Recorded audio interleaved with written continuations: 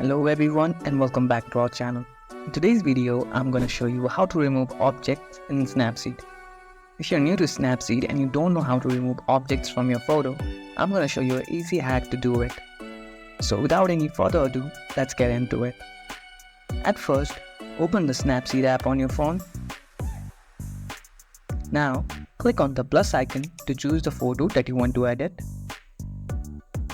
Now, simply click on Tools at the bottom menu and select the Healing option.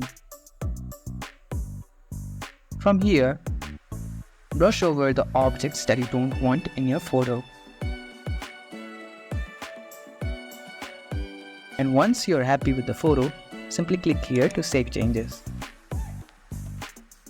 And just like that, we can remove object in Snapseed. If you found this video helpful, don't forget to give this video a thumbs up and subscribe to our channel for more tutorials like this.